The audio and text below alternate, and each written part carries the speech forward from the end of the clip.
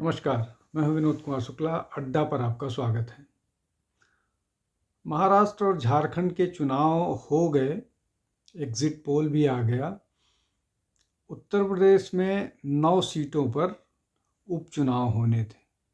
उपचुनाव हो गए, लेकिन उपचुनाव के दौरान कुछ ऐसी बातें, कुछ ऐसी घटनाएं घटी जो न केवल दुखद हैं बल्कि भारतीय राजनीति के गिरते स्तर को भी दिखाती हैं।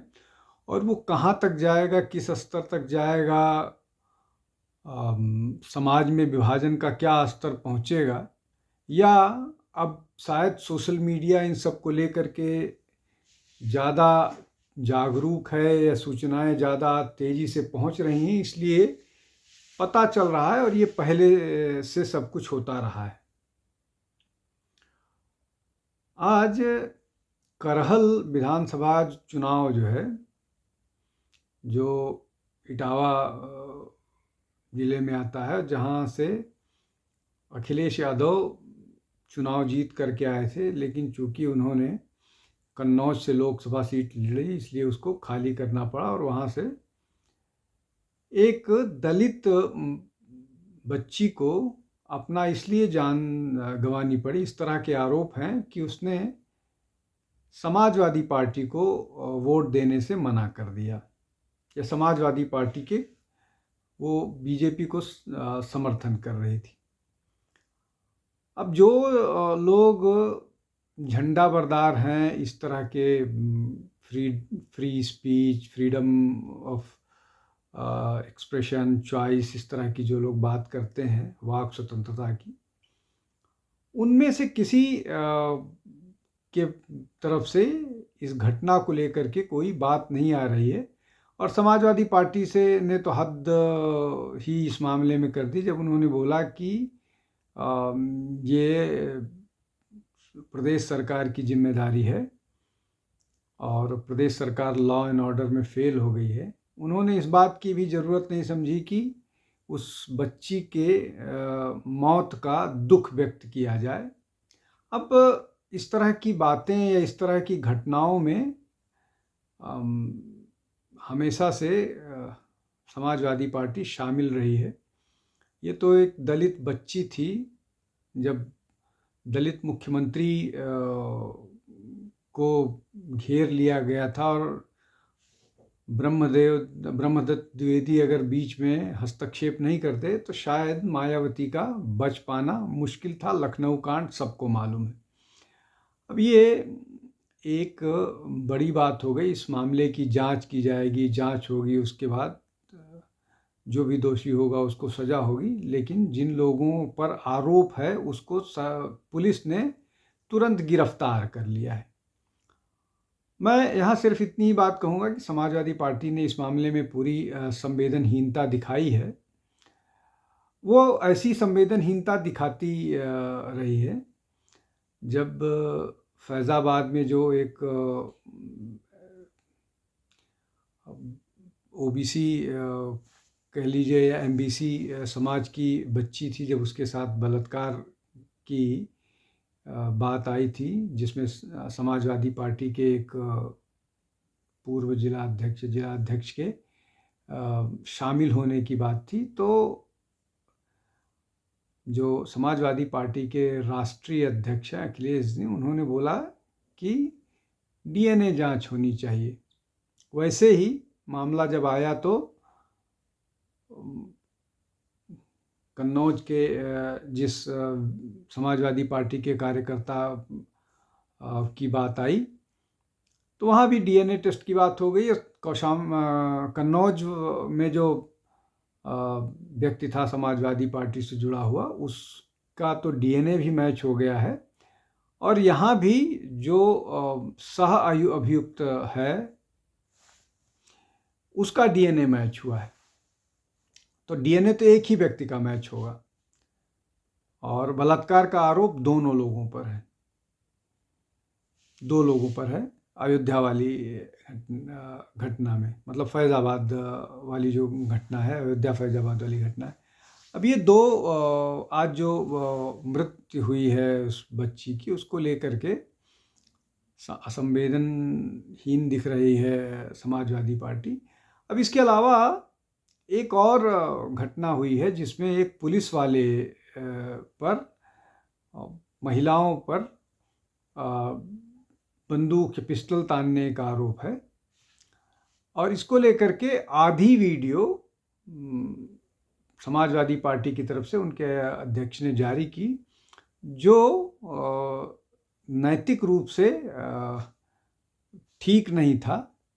इसलिए कि वो गलती ये हो सकती है कि उसने उंगली दिखाने की बजाय, उसके हाथ में पिस्टल थी, वो पिस्टल दिखाया हो, वो पॉइंट आउट, इशारा कर रहा था, किसी पर टारगेट नहीं कर रहा था। खैर, चुनाव में कई बार जब आपके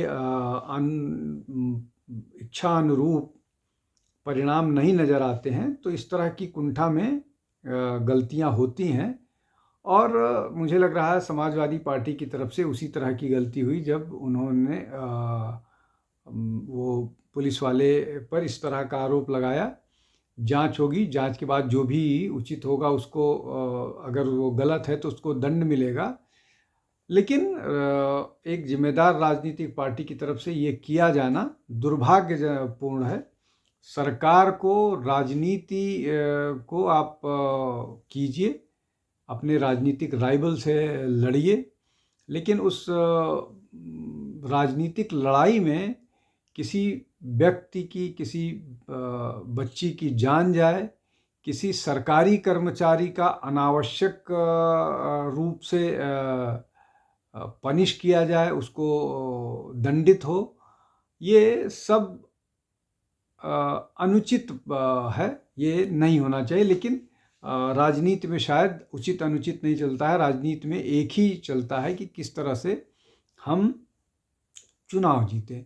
अब ये मैं चर्चा इसलिए कर रहा हूँ कि लोकसभा के चुनाव के समय भी इसी तरह से झूठ का सहारा लिया गया था और गलत चीज़ें फैलाई गई थी।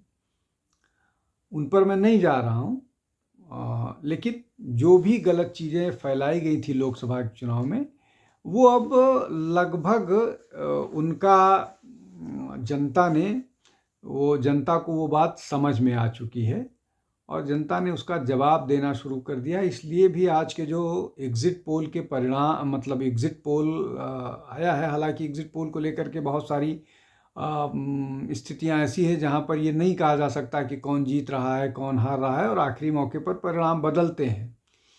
लेकिन उत्तर प्रदेश में जो स्थिति दिख रही है उसमें ऐसा ही दिख रहा है कि कम से कम समाजवादी पार्टी अपना पुराना परफॉर्मेंस, मतलब जो 9 सीटों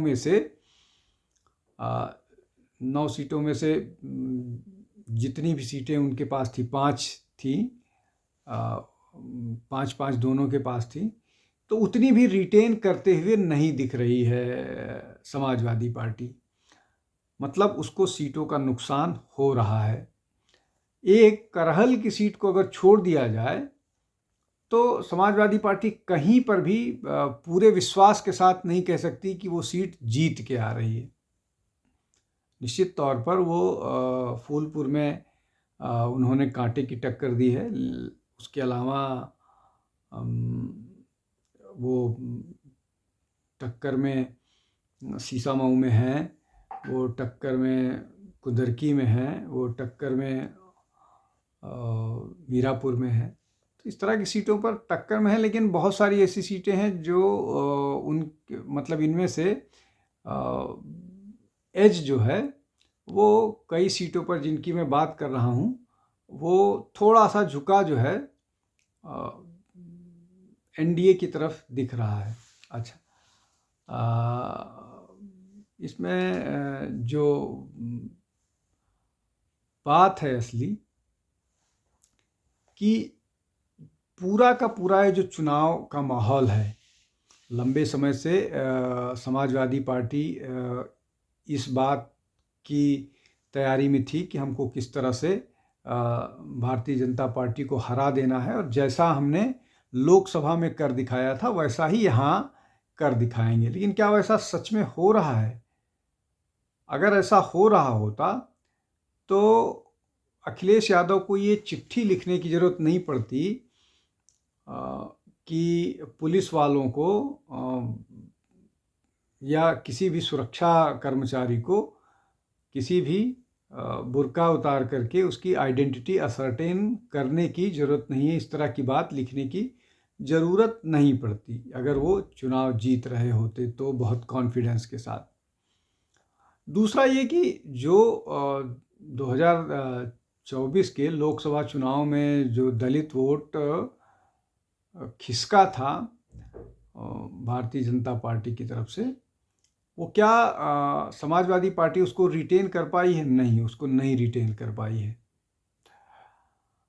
दलितों को लेकर के जो दृष्टिकोण समाजवादी पार्टी का रहा है वो साफ हुआ है।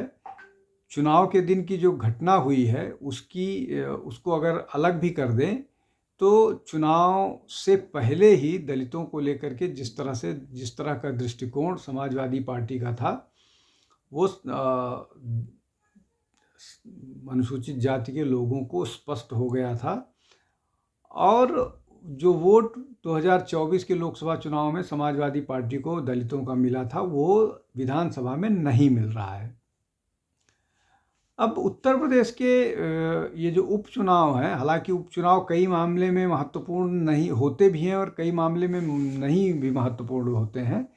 अब ये महत्वपूर्ण इस दृष्टि से हैं कि इससे जो योगी आदित्यनाथ पर ये था कि चुनाव शायद उनकी पॉपुलैरिटी कम हो रही है और चुनाव जिताना अब उतने उनके बस का नहीं है। तो अगर वो चुनाव जिता पाते हैं, मतलब पुराने परफॉर्मेंस को बेहतर भी कर पाते हैं, तो निश्चित तौर पर उनकी इमेज पर फ़र्क पड़ेगा, एक बात। दूसरा ये है कि जो समाजवादी पार्टी या INDI अलायंस का कार्यक्रम था वो अगर इनकी एक भी सीट कम होती है INDI अलायंस की, तो जो उनका कमिटमेंट या जो बातें वो कह रहे थे, इसका मतलब ये है कि वो अब लोगों को पता लगने लगी है, वो झूठ जो है वो सामने आने लगा है। और अगर सीटें नहीं रिटेन मतलब नहीं अच्छी जीत पाई भारतीय जनता पार्टी, तो योगी आदित्यनाथ को लेकर के प्रदेश में एक बार फिर हलचल मचेगी। ये तो चुनाव के परिणाम के बाद की स्थिति होगी, लेकिन जिस तरह से अभी महिलाओं को लेकर के जिस तरह से उन्होंने बात की, चुनाव के समय जिस तरह से पत्थरबाजों के समर्थन में समाजवादी पार्टी नज़र आई, या ये उन सीटों पर जहां मुस्लिम मतदाताओं की संख्या ज़्यादा है, ये सारे के सारे उपद्रव वहीं नज़र आए और उन्हीं को लेकर के समाजवादी पार्टी शिकायत कर रही है। अब इसमें जो मसला है कि 9 सीटें जो लड़ रही है, 9 मतलब उपचुनाव जिन पर हो रहे हैं, उनमें से 4 पर समाजवादी पार्टी ने मुस्लिम दावेदारों को उतारा है। यहाँ तक कि फूलपुर जैसी सीट पर, जहाँ पर मुसलमानों की संख्या उतनी संख्या में नहीं है कि वहाँ किसी मुस्लिम कैंडिडेट को टिकट दिया जाए। खैर, तो ये जो कुल मिला करके एक मुस्लिम अपीजमेंट के नाम पर पूरा कार्यक्रम चला, और उसमें बुर्का को लेकर के जिस तरह से इलेक्शन कमीशन को अखिलेश ने लिखा, या पूरा का पूरा जो चुनाव का माहौल है, और अभी जिस तरह से एक के बाद एक पुलिस की शिकायत की गई, और उन्हीं जगहों पर जहां पर मुस्लिम मतदाताओं की संख्या थोड़ा साइजेबल है, वहां पर इस तरह की घटनाएं हुई और पुलिसकर्मियों को सस्पेंड किया गया। ये पूरी की पूरी एक अलग तरह की राजनीति को दिखा रहा है, और इसमें ज़्यादा ये नज़र आ रहा है कि शायद समाजवादी पार्टी इस बात को लेकर के चिंता में है, और चिंता के कारण इस तरह की गतिविधियां या इस तरह के निर्णय या इस तरह की बातें हो रही हैं, जो न केवल डेमोक्रेसी के लिए बल्कि चुनावी दृष्टि से किसी भी राजनीतिक दल के लिए अच्छी बात नहीं है, और उसका राजनीतिक फ़ायदा लंबे समय तक नहीं हो सकता है। फौरी तौर पर आप थोड़े बहुत फ़ायदा उठा सकते हैं, लेकिन लंबे तौर पर उसका चुनावी नुकसान होता है। आज के लिए बस इतना ही। बहुत बहुत धन्यवाद। नमस्कार।